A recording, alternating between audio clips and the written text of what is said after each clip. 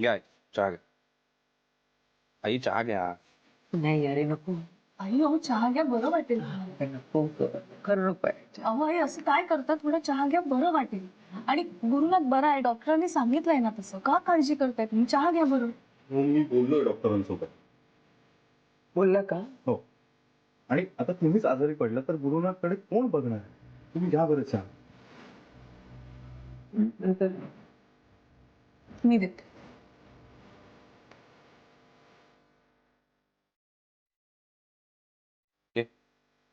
दादा चहा घे. दादा सौमित्र यांना हे असं करावं असं का वाटलं असेल तर? असं वागताना आमचा विचार सुद्धा केला नाही यांनी. सगळीकडे हट्टीपणानं वागायचं, आपलंच खरं करायचं. का वागले असतील हे असं? हा सुद्धा अट्टहासच होता दादा. कसला अट्टास? जीवावर बेतलं असतं ते माणूस. एक वेळ कोणाचाही विचार करणार नाही, पण किमान स्वतःच्या जीवाचा तर विचार करेल ना. हे सगळं त्याने स्वतःचा जीव सांभाळूनच केले असं नाही वाटत तुला? हे काय बोलून राहिला तू? आता गुरुचा स्वभाव तुला नवीन आहे की मला? आतापर्यंत स्वतःला डिफेंड करण्यासाठी, स्वतःला वाचवण्यासाठी त्याने काय काय केलंय माहितीये तुला? हा माणूस आईंच्या सुद्धा खोट्या शब्दात घेतो. हा काही करू शकतो, ह्याच्यावर कसा विश्वास ठेवायचा? बघ राधा, मला काही गुरुबद्दल मुद्दाम वाईट बोलायचं नाही, पण गुरुचा हाच प्रॉब्लेम आहे राधा. त्याने शनयासाठी आतापर्यंत अनेक गोष्टी केल्या आणि आज तीच शनया त्याला सोडून गेली. ही गुरुची हार आहे ना राधा. आणि हार मानणाऱ्यांपैकी गुरु आहे का सांग मला? मी हारलेलो नाहीये हे कसं दाखवायचं? त्यासाठीचा हा मार्ग आहे, दुसरं काय. आता आतापर्यंत बऱ्याचदा मी तुला हे सांगितलंय, पण तू ही जी सरळ साधी वागत राहतेस ना, प्रत्येक माणूस तसाच असतो असं नाहीये ना राधा. जाऊ दे चल, आता ही चर्चा करायची वेळ सुद्धा नाहीये. जे काय घडलं त्यातून गुरु आणि तू लवकरात लवकर बाहेर घे. चहा घे. नको मला, खरंच नको. अगं चहा घे. अगं कालपासून पाणी सुद्धा प्यायली नाहीयेस तू. आणि होणार आहे बरा, गुरु होणार. हा नक्की बरा होणार. घे चहा घे. घे चहा घे, बरं वाटेल.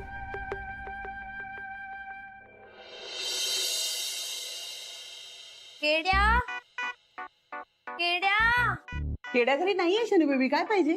कुठे गेलाय केड्या? मी पाठवलं त्याला बाहेर कुठे? दूध आणि न्यूजपेपर आणायला. आत्ता? हा म्हणजे थोडं कसं आहे, उशिरा गेलं ना की फुकटात मिळतं. मम्मा, केड्याला कोण देणार आहे दूध आणि न्यूजपेपर फुकटात? असं कोणी कोणाला देत नसतं ग फुकटात काही. ते आपलं आपल्याला मिळवावं लागतं. कसं? ते ना मी सांगतो. म्हणजे काय माहितीये का, आपली ही जशी सोसायटी आहे ना, तशाच आजूबाजूला खूप साऱ्या सोसायट्या आहेत. त्यात माणसं राहतात की नाही, ती आपल्या घराच्या बाहेर दुधासाठी पिशव्या लटकवतात. आणि हा पेपर असतो ना, हा असा त्या कडीत अडकवलेला असतो. पण कधी कधी घरात कुणीच नसतं, आणि हे ना दूधवाल्याला आणि पेपरवाल्याला माहीतच नसतं. म्हणून ते दुधाच्या पिशव्या आणि पेपर तिथेच ठेवून देतात. मग मी जातो आणि दुधाच्या पिशव्या आणि पेपर ढापून घेऊन येतो. वाव केड्या, म्हणजे तू सोसायटी फिरतोस नुसत्या? हो ग, तुझी ही मामा आणखी काही दिवस इथे राहिली ना, तर मला असं मुंबईभर फिरावं लागेल दूध आणि पेपर आणत. ए केड्या, काही फालतू बडबड करू नकोस हा. जा माझ्यासाठी कॉफी बनवून आण आणि पेपर दे वाचायला. ठीक आहे. अरे पेपर वाचायला दे. काय करताय तुम्ही? अरे मला वाचायला दे मला. केड्या हो हो अहो, तुम्ही आणि मी, आपण दोघांनी वाचायला नको हा पेपर. हा हिने वाचायला हवाय. बघ वाच. काय? काय तुझे काही केलंय ना, त्याचे परिणाम आहेत त्यात. मम्मा, हे बघ इकडे 50% ऑफ आहे टॉप्स आणि जीन्स वरती. टॉप काय बघतेस? बॉटमला वाच काय आहे. हा हा हा, राधिका सुभेदारच्या नवऱ्याचा आत्मा. अगं सुसाईडचा प्रयत्न केलाय गॅरीनी.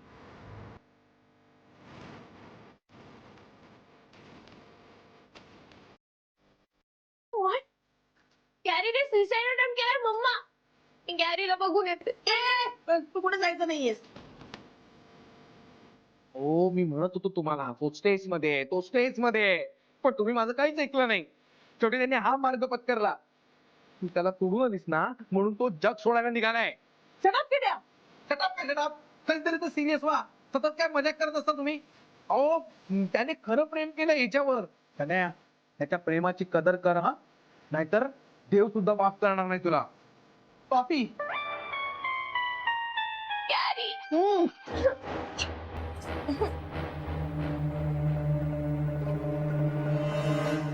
बहिणी सम्या हे काय कधी भाऊजी, आई तुम्ही रडू नका शांत व्हा प्लीज. मॅम कसं घडलं सगळं? आम्ही घरी पोहोचलो तर ते बेशुद्ध पडलेले होते.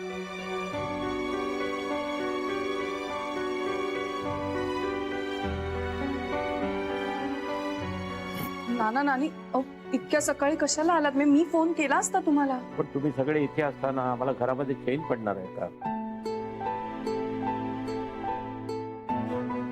बघ तुला आता धीरानं घ्यावं लागणार आहे. अगं तूच धीर सोडलास तर कसं होईल? आणि सरिता इकडे कोण बघणार मग? भारती खायला दे सगळ्यांना. नको नानाजी. अरे नको कसं? पोटात काही गेलं तर तुम्हाला पुढचं काही ठरवता येईल ना. आणि एका आजारी माणसासाठी मला असं म्हणायचंय बाकी सगळ्यांनी आपापल्या तब्येती कशाला बिघडवायच्या? त्यांना खायला दे. मी देते. काय झालं नानी? बरं रडू नका बरं. तुम्हालाच त्रास होतो की नाही? अजून का त्रास व्हायचा बाकी राहिला का? अहो नशिबाचे भोग असतात एकेकाचे. ते भोगल्याशिवाय चालतंय का सांगा? का पाप केलं होतं आम्ही? हे बघ आमच्या नशिबी काऊन आलंय बरं. वहिनी सावरा स्वतःला. कसं आहे जे काही घडलंय ते आपण सगळ्यांनी आता स्वीकारायला हवं. आणि पुढे काय मार्ग काढायचा तेही आपण ठरवू. त्याआधी तुमच्या तब्येती सांभाळा. होय सगळं ठीक होईल. कधी नानाजी, मी माझ्या परीनं सगळं सावरण्याचा प्रयत्न करते. पण जितकं सावरण्याचा प्रयत्न करून राहिले तितकं बिनसतच चाललंय. हे बघ आपल्या बाजूला घडणाऱ्या प्रत्येक घटनेला आपण कंट्रोल करू शकूच असं नाही. एक लक्षात ठेव, तू जर खंबीर राहिलीस तरच यातून मार्ग निघेल तुझ्या घरासाठी. आणि गुरुनाथने हे सगळं का केलंय, कशासाठी केलंय याची आपल्याला कारण शोधायची नाहीयेत आणि त्यातून काही निष्पन्न पण होणार नाही. याच्या पुढे तू कसं वागायचं, काय करायचं याचा तुला गंभीरपणे विचार करायला पाहिजे. घ्या खाऊन. आई घ्या ना प्लीज. नंतर घे ना तर राहू दे. तू घे थोडस आणि मग घरी जाऊन आराम कर. नाही नाही नको. अरे काल इतकं सगळं अचानक घडलं ना की राधाला पण सगळं खूप टेन्शन आलंय. सम्या यार पण तुला काल कळलं तू मला फोन का नाही केलंस? आज सकाळी मला पालकर सरांनी फोन केला तेव्हा मला कळलं. अरे एक फोन करायचा नाही. अरे सगळं अचानक घडलं ना यार आनंद. आणि कालच तुमची एंगेजमेंट झाली होती, कसा फोन करणार? म्हणून नाही कळवलं. सौमित्र मॅम भेटल्या का त्यांना? नाही नाही अजून सोडलं नाही यार. जरा हे बोलायचं मला.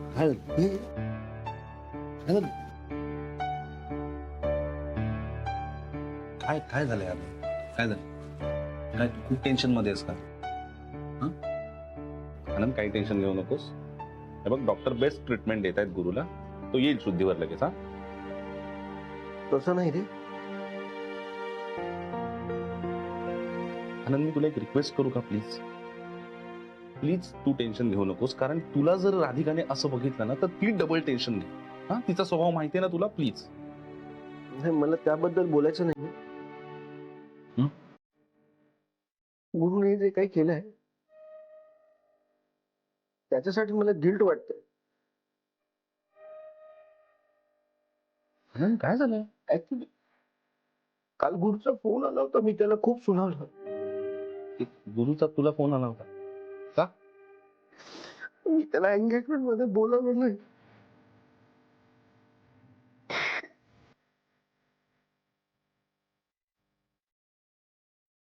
मी त्याला एंगेजमेंट मध्ये बोलवलं नाही म्हणून त्याला खूप लागलं हे. आणि मी त्याला सांगितलं एंगेजमेंट काय, मी तुला लग्नाला सुद्धा बोलवणार नाही. माझ्यामुळे त्याने तू म्हणतोयस यार आनंद, तुला खरंच वाटतंय आनंद इतक्या छोट्या छोट्या गोष्टी मनाला लावून घेईल गुरु इतका इमोशनल आहे, खरंच वाटतंय तुला? म्हणजे त्याचं स्टेट ऑफ माइंड काय असणार आणि त्यात मी त्याला असं सुनावलं. गुरुने माझ्यामुळे केलं नाही. नाही रे बाबा, तू वेडायस का आनंद? नाही बघ आनंद, हे तू माझ्या समोर बोललायस हा, बाकी कोणाही समोर हे बोलायचं नाहीये, लक्षात येते का तुझ्या? कोणाही समोर हे बोलायचं नाहीये, कारण हे असं अजिबात झालेलं नाहीये, कळतंय? हे जे तुम्ही इमोशनल लोक आहात ना, ह्याचाच फायदा उचलतो गुरु प्रत्येक वेळेला. हे कळत कसं नाही यार तुम्हाला?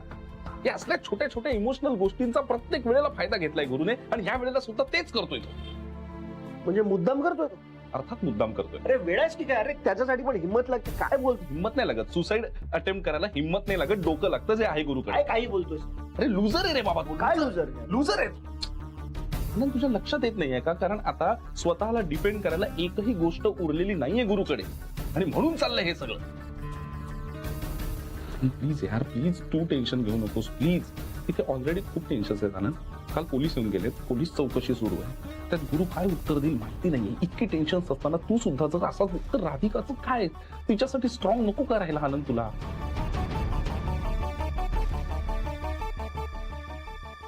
तुझा माझ्यावर विश्वास आहे? होय. प्लीज माझ्यावर विश्वास ठेवा ना.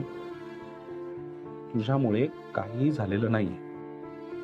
ती शनाया त्या गुरुला सोडून गेलीये म्हणून केलंय त्याने हे सगळं. एवढंच कारण. तुझ्यामुळे नाही झालंय काही. ओके, आपण या विषयावर नंतर बोलूया. शांत राहा, चल डोळे पुस.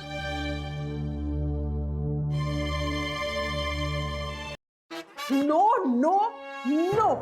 मम्मा असं काय बोलतेस अगं तू? तो आजारी आहे. So what? तुला काय त्याचं?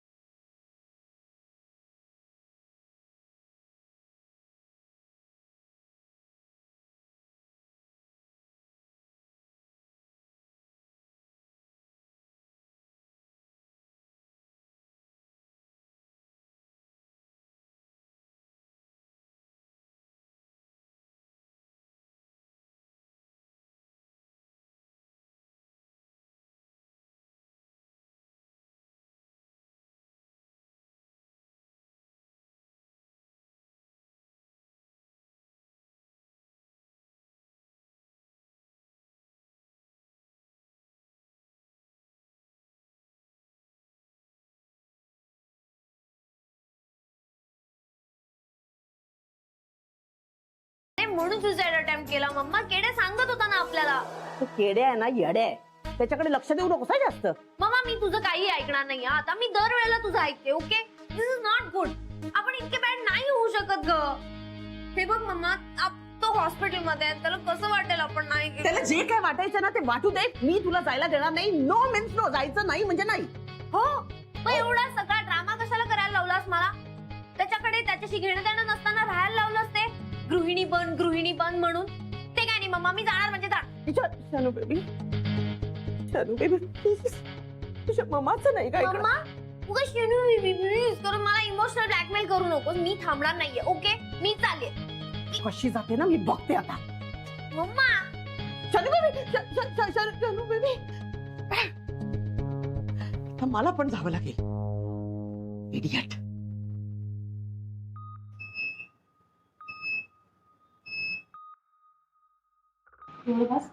थोडं अजून. बस.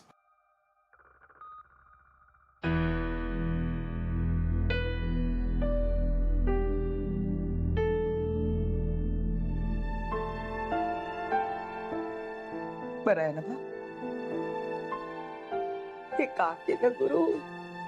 खाऊन बरं असं केलंस तू? का झालं? तुझी एवढी हिंमत आत्महत्या हिंमत दाखवायची होती तर मग एवढी हिंमत तू तुझं आयुष्य पूर्वीसारखं करायसाठी दाखवायची ना बाबा. हं? तुला का वाटलं आत्महत्या करायसाठी हिंमत लागते का? नाही ना बाबा. हा तर भित्रेपणा आहे ना, भयाडपणा आहे हा. तू विचारच नाही केला ना आमचा कोणाचाच, माझा त्या बाबाचा कोणाचाच विचार नाही केला ना बा तू. काऊन बरं असं केलं तू? यासाठी तुला एवढा मोठा केला होता का राजा?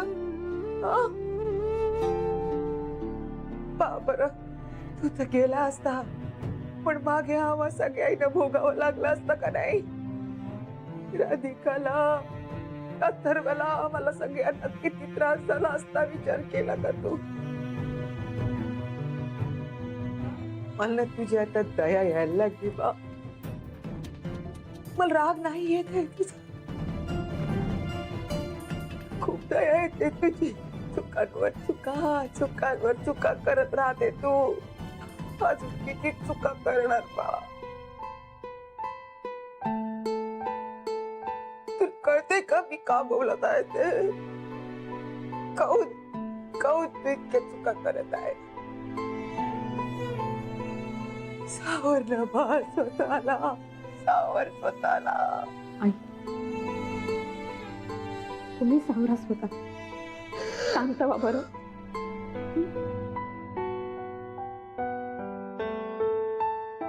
तुम्ही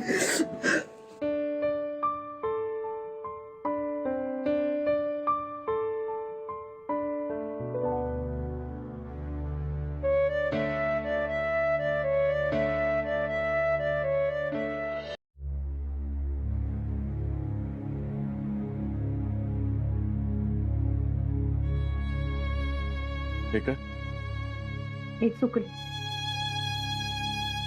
मी हारले. तुम्ही हे जे काही वागलात ना, त्यामुळे मला कळून चुकलंय की माझ्या सगळ्या आशा फोल आहेत. तुमच्या आयुष्यात मला, अथर्वला, आई बाबांना कोणालाही महत्व नाही. तुमच्या आयुष्यात जर कोणी महत्वाची व्यक्ती असेल ना तर ती फक्त शन्या आहे. तिच्यासाठी तुम्ही जीव सुद्धा देऊ शकता. खरं तर आम्ही तुम्हाला कधीच ओळखू शकलो नाही. पण ठीक आहे, आता कळली आम्हाला आमची चूक. आम्ही किती चुकीचं वागलो याचा अंदाजही आला. तुम्ही टॅक्सी चालवताय हे कोणालाही कळू दिलं नाही, तिथेही चुकतो. माणसाचे अंदाज चुकत गेले की त्याचं आयुष्य भरकटतं. तसं तुमचं नाही पण आमचं आयुष्य मात्र भरकटलं.